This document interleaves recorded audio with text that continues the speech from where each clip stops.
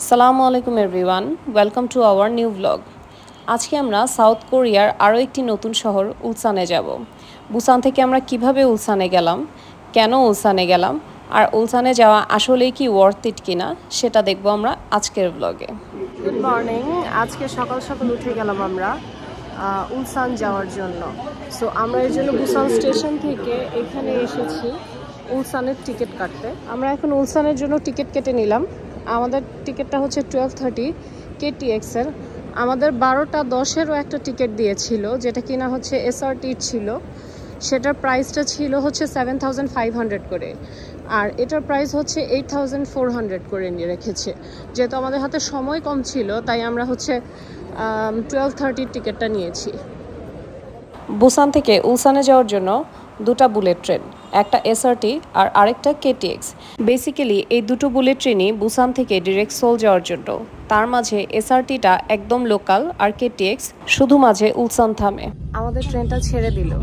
এটা হচ্ছে একটা বুলেট ট্রেন, যেটা কিনা হচ্ছে 12:30-তে স্টার্ট হয়েছে এবং ঠিক 12:51-এ গিয়ে আমরা উলসান পৌঁছে যাব।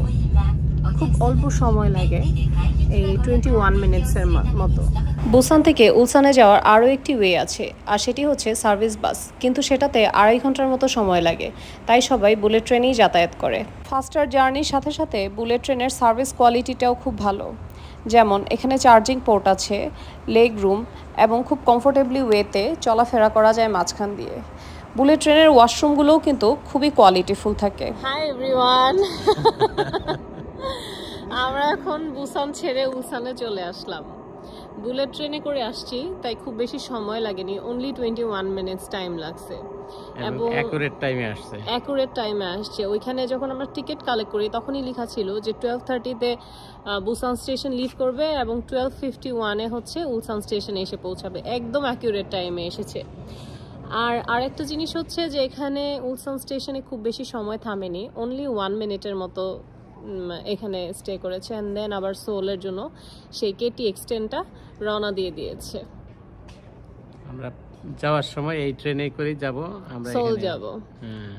এজন্য দেখে নিলাম যে কতটুকু টাইম থাকে। এই সময়ের মাঝখানে আমাদের হচ্ছে যারা প্যাসেঞ্জার ছিল ভেতরে তারা নামবে, এবং একই সময়ের মধ্যে হচ্ছে যারা এখান থেকে আবার সোলের জন্য রওনা দিবে তারা উঠে যাবে। আমাদের বড় বড় লাগেজ নিয়ে এই অল্প সময়ের মধ্যে উঠে যেতে হবে। আমরা প্ল্যাটফর্ম থেকে স্টেশনের ভেতরে নেমে আসতেই দেখলাম ডানকিনের একটি শপ। এই স্টেশনটি খুব একটা বড় না, কিন্তু তারপরও দু একটা কফি শপ আর ডানকিনের শপ দেখতে পেলাম। দেখে ভালোই লাগলো, আর তাই ভেতরে চলে গেলাম কিছুটা ডোনাটস নিয়ে নেওয়ার জন্য। ইফতারে দেখা যায় হালাল খাবার খুঁজে পেতে অনেকটাই সময় লেগে যায়, আর সেই সব কিছুর মাঝখান দিয়ে ঠিকমতো খাওয়া দাওয়া হয় না। আর অনেক দিন হয়েছে আমরা কোনো ডেজার্ট খাইনি, তাই ভাবলাম যে ডোনাটস যেহেতু পেয়ে গিয়েছি নিয়ে নিই। উলসান ট্রেন স্টেশন থেকে বের হতেই সামনে আমরা পেয়ে যাব বাস স্টেশন। সেখানে আমরা সিটি বাস বা এক্সপ্রেসওয়ে দুটোই পেয়ে যাব বাস। আর ব্লু কালারের লাইনগুলো হচ্ছে সিটি বাসের জন্য, আর অরেঞ্জ এবং গ্রিন হচ্ছে এক্সপ্রেস বাসের জন্য। স্টেশন থেকে যদি আমরা সিটি বাসে যেতে চাই, সেক্ষেত্রে আমাদের ভাড়াটা সেই একই পরিমাণ লাগবে। ওয়ান টাইম জার্নির জন্য 1400 ওন পার পারসন। তবে এই সিটি বাসে উঠলে সময়টা অনেক বেশি লাগবে, কারণ প্রতিটা সিটি বাসের একটা করে রুট আছে, এবং সেই রুটের প্রত্যেকটা স্টেশনে এই সিটি বাস থামতে থামতে যায়। তবে এক্সপ্রেস বাসে উঠে গেলে সেটার প্রাইস হচ্ছে 4100 ওন পার পারসন। সেটি শহরের সব জায়গায় থামে না, তার স্পেসিফিক ডেস্টিনেশন আছে এবং স্পেসিফিক স্টেশন আছে। সেই স্টেশনগুলোতেই থামে এই এক্সপ্রেস বাসগুলো, আর তাই যে কোনো ডেস্টিনেশনে যেতে আমাদের সময় কম লাগবে। আমরা স্টেশন থেকে বের হতেই 2-1 মিনিটের মাঝেই আমাদের সামনে সিটি বাস চলে আসলো, আর এক্সপ্রেস বাস আসতে আরও 30 মিনিটস ওয়েট করতে হতো। তাই এই বাসটিতে উঠে শহর ঘুরে দেখতে দেখতে গেলাম। শহরটি বেশ সুন্দর। আমরা চলে আসছি আমাদের উলসানের বাসায়। এটা হচ্ছে একটা বেডরুম, এটা হচ্ছে ল্যাম্প, এই যে এইটা হচ্ছে বেড গরম করার, এটা হচ্ছে আরেকটা বেডরুম, কিছু কোরিয়ান বুকসও আছে। এটা হচ্ছে কিচেন, আর এটা হচ্ছে আমাদের সোফা সেট, আমাদের ছোট্ট drawing room, TV, stove,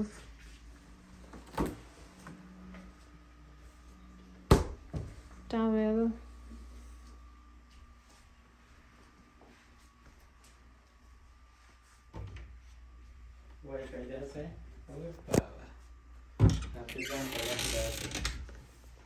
mug, plates, glass.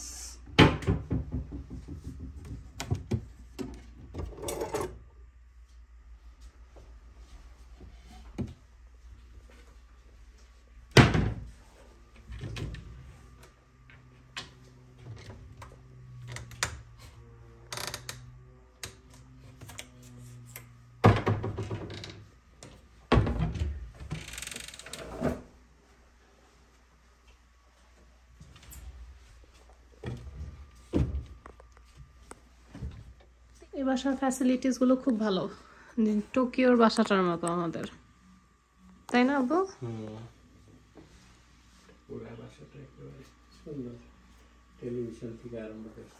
এখানে একটা বারান্দাও আছে।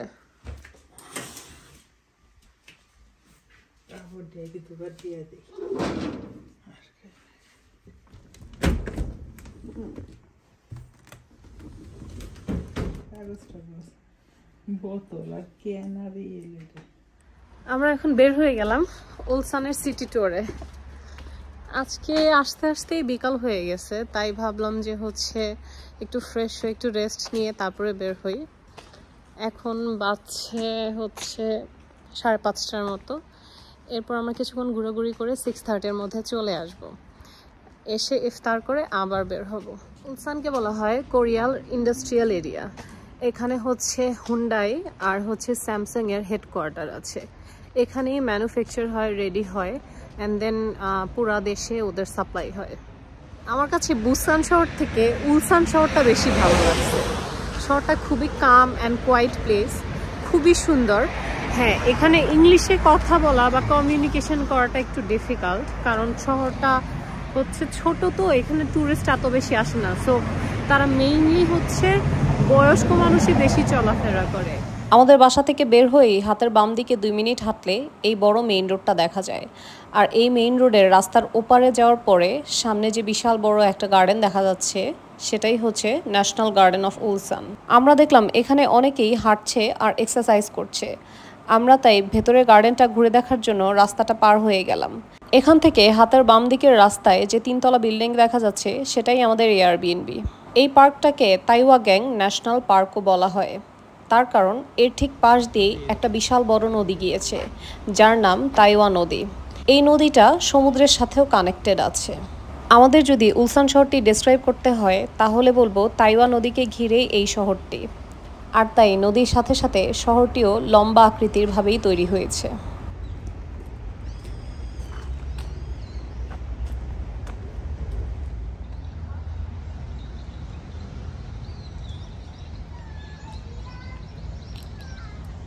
হাঁটতে হাঁটতে আমরা চলে আসলাম একটি ব্রিজের নিচে। এই শহরের একটা পাশ যেমন নদীতে ঘেরা, ঠিক অপোজিট সাইড বিশাল বড় পাহাড়। আর সেই পাহাড়ের ভেতর থেকে একটা বড় ব্রিজ কানেক্টেড হয়েছে নদীর এপার থেকে ওই পারে। এখানে দাঁড়িয়ে চারিদিকটা একটু ঘুরিয়ে দেখালাম। ওপরে যে ব্রিজটা দেখা যাচ্ছে সেটা ট্রান্সপোর্টের জন্য, আর নিচেরটা হাঁটার জন্য। চেহারার মধ্যে অলরেডি টায়ার্ড ভাব চলে আসছে। অনেক দিন থেকে শুধু এদিকে ওদিকে অনেক ঘোরাফেরা হচ্ছে, জার্নি হচ্ছে। এই ব্রিজটা একদম নদীর উপর দিয়ে গাড়ি চলে, আর নিচের ব্রিজটাতে মানুষ হাঁটে। এই যে একটা গ্লাসের ফ্লোর, কিছু দূর পর্যন্ত যায়। খুব সুন্দর একটা ভিউ, ভয় লাগছে।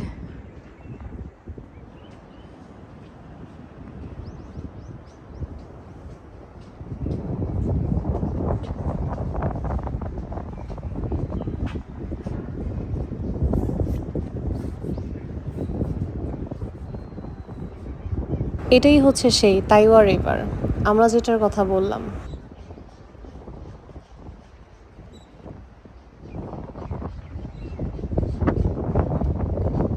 সন্ধ্যা হয়ে আসছে, তাই কিছুক্ষণ এই ব্রিজের উপর সময় কাটিয়ে আমরা ফিরে যাচ্ছি আমাদের এয়ারবিএনবির দিকে, কারণ ইফতার করতে হবে। বাসায় চলে যাওয়ার সময়ও আমরা কিছুটা সময় এই রাস্তায় দাঁড়িয়ে রইলাম, আর অদ্ভুত দৃষ্টিতে তাকিয়ে রইলাম এই প্রাকৃতিক সৌন্দর্যের দিকে। নিঃসন্দেহে যারা ড্রামা দেখতে পছন্দ করে, তাদের কাছে ওই জগৎটাই স্বপ্নের জগৎ, আর তারা সেখানেই ডুবে থাকতে পছন্দ করে। এটা আমার সেকেন্ড টাইম কোরিয়া ভিজিট, আর এই প্রাকৃতিক দৃশ্য আর রোম্যান্টিক ওয়েদার আমাকে নিরাশ করে না। মনে হয় আমি যেন সেই ড্রামাতেই চলে আসছি। এইরকম রোম্যান্টিক ওয়েদারে আব্বু আম্মু রোম্যান্টিক হয়ে গেল। তারা এনজয় করতে থাকলো কোরিয়ার সেই চেরি ব্লসমের বিকাল। তাদেরকে দেখে মনে হলো একটা নতুন সিরিজ বের করা দরকার, আর সিরিজের নাম হবে সেই চেরি ব্লসমের দিনে উলসান শহরে আমাদের কাটানো একটি বিকাল। আব্বু অনেকদিন পর ইফতার রেডি করলো, একদম বাঙালি স্টাইল ইফতার। বাসা থেকে আব্বু পেঁয়াজ, মুড়ি, তেল, মরিচ সব নিয়ে আসছে।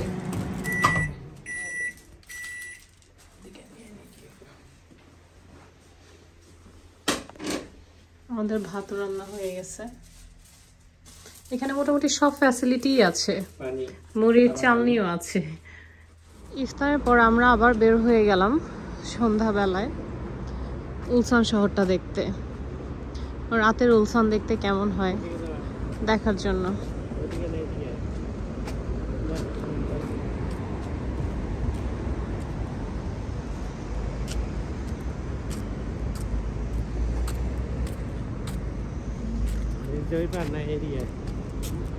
আমরা আবার চলে আসলাম সেই ব্রিজটার কাছে দেখার জন্য যে রাতের বেলা নদীর পাড়টা কেমন লাগে দেখতে। সেটা দেখছি যে ব্রিজটা অনেক সুন্দর করে লাইটিং করে ডেকোরেট করা। বেসিক্যালি এই শহরটাতে প্রচুর এই কাকাও টি বাইক পাওয়া যায়। এটাকে কাকাও টি বাইক, এটা হচ্ছে অনলাইনে অর্ডার করতে হয়, উবারের মতো।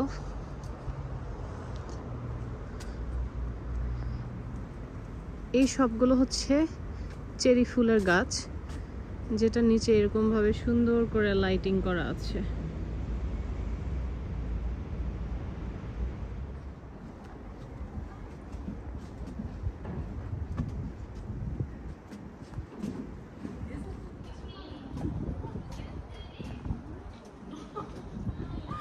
যতটা সুন্দর খালি চোখে দেখা যাচ্ছে এখানের পরিবেশটা, ততটা সুন্দর আসলে ভিডিওতে আমি তুলে ধরতে পারছি না। ক্যামেরা অনেক কিছুই দেখতে পারে না যেটা খালি চোখে দেখতে পারে।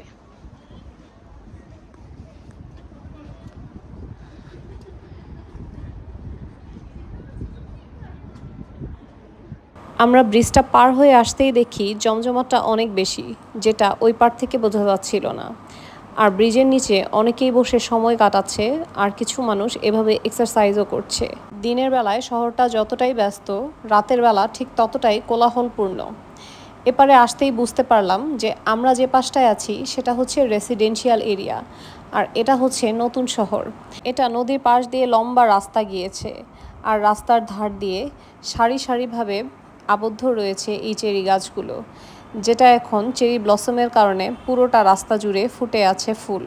আর তাই ইয়াং জেনারেশন থেকে শুরু করে বয়স্ক মানুষ সবাই এসেছে তাদের ফ্যামিলি, ফ্রেন্ডস বা পার্টনারদের সাথে এই চেরি ফুলের স্মৃতি ভাগ করে নিতে। ওই ব্রিজ দিয়ে আমরা কিছুক্ষণ আগে আসলাম।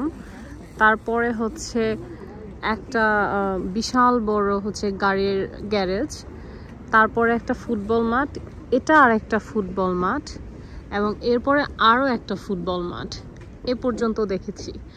আর শহরের পাশে লম্বা করে ওই ব্রিজের নিচ দিয়ে লম্বা করে একটা হচ্ছে নদী গিয়েছে, ঠিক তার পাশেই একটা সুন্দর হাঁটার রাস্তা, এবং তার পাশে হচ্ছে এই যে গাড়া যা 3টা ফুটবল মাঠ। আর এটা হচ্ছে নতুন শহর, যার রাস্তার পাশে দুই পাশ দিয়ে হচ্ছে চেরি ফুলের গাছ গিয়েছে, দেখতে অসাধারণ লাগে। এ পর্যন্ত যতগুলো শহর ঘুরলাম, ওসাকা, কিয়োটো, টোকিও, তার মধ্যে এই শহরটার সাথে বুসান, এই শহরটার সাথে কিয়োটো শহরের অনেক মিল আছে। কিয়োটো শহরটাও খুবই রোম্যান্টিক এবং খুবই গোছালো, খুব ক্লিন, খুব সাদাসিধে, ছিমছাম, একটা সফট টাইপের ফিলিংস আছে। এই শহরটাতেও ঠিক তাই। এই শহরটাকে বলা হয় ইন্ডাস্ট্রিয়াল সিটি অফ কোরিয়া, কিন্তু আমি এটার মধ্যে মানে ওই ধরনের রুক্ষ কোনো জিনিসের চেয়ে আমি সফটনেসটাই বেশি ফিল করছি। ইফতারের পর চা বা কফি না খেলে শরীরের ক্লান্তি কাটে না। আজকে আমরা ভুলে চা বা কফি না নিয়েই চলে এসেছি, আর তাই সিইউতে এসে আম্মু আব্বু দুজন দুটা কফি নিয়ে নিল। এখানকার মোকাটা অনেক ভালো। এরপর আমরা চলে আসলাম নদীর ধারে হাঁটার জন্য, সেই প্রশস্ত রাস্তাটিতে। এটাই সেই তাইওয়া নদী, যার চারিপাশ দিয়ে একটি রাস্তা গিয়েছে হাঁটার জন্য, সাইক্লিংয়ের জন্য, এক্সারসাইজের জন্য, আরও বিভিন্ন এন্টারটেইনমেন্ট পারপাস। আমাদের দেশের নদীর পাড় থেকে এটা অনেকটাই আলাদা। আজকে উলসানেও দেখাচ্ছি, ওদের অলমোস্ট যতগুলো আমি পার্কে গিয়েছি সবগুলাতেই এ ধরনের এক্সারসাইজের মেশিনগুলো আছে। ওদের এখানে জিমে যাওয়ার কোনো প্রয়োজনই হয় না। সবাই পার্কে আসবে, এনভায়রনমেন্টটা ফিল করবে।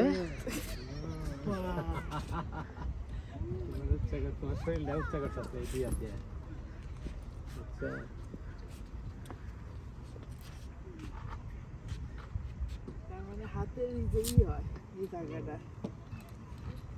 সত্যি হয়, ওরা যত হাঁটাহাঁটি করে কিন্তু খুব ভালো। আম্মু আবু চেরি ব্লসমের মাঝখানে পার্কের ফ্রেশ আবহাওয়া ফিল করছে, আর রাতের বেলা চলে আসছে জিম করতে।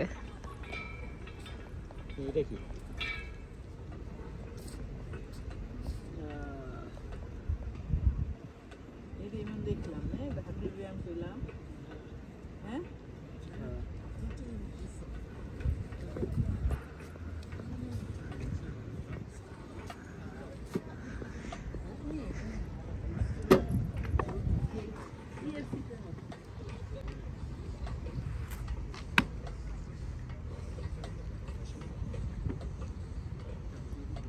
এই শহরে আসার আগে আমরা জানতাম উলসান একটি ইন্ডাস্ট্রিয়াল জোন, কিন্তু এখানে এসে দেখি ন্যাচারাল বিউটিতে পরিপূর্ণ এই শহর। বয়স্ক মানুষের জন্য খুব সুন্দর একটি রিটায়ারমেন্ট প্লেস, আর ইয়াং জেনারেশনের জন্য রোম্যান্টিকতার ছোঁয়া।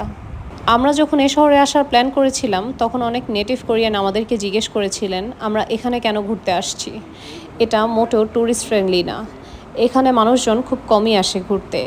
কিন্তু আমাকে যদি জিজ্ঞেস করা হয়, আমি খুবই নেচার প্রেমী একজন মানুষ, আর তাই এ শহরটা আমার আজ পর্যন্ত দেখা সবথেকে পছন্দের একটি শহর। আমার মতো আব্বু আম্মুরও এই শহরটা খুবই পছন্দ হলো। ট্যুরিস্ট ফ্রেন্ডলি না বলেই হয়তো এতটা গোছানো আর পরিষ্কার একটি শহর। আজকের মতো এ পর্যন্তই। নেক্সট ব্লগে আমরা দেখব উলসানে ঘোরার প্রসেস কী, আর আমাদেরকে কী সবচেয়ে বেশি মুগ্ধ করলো। Thanks for watching.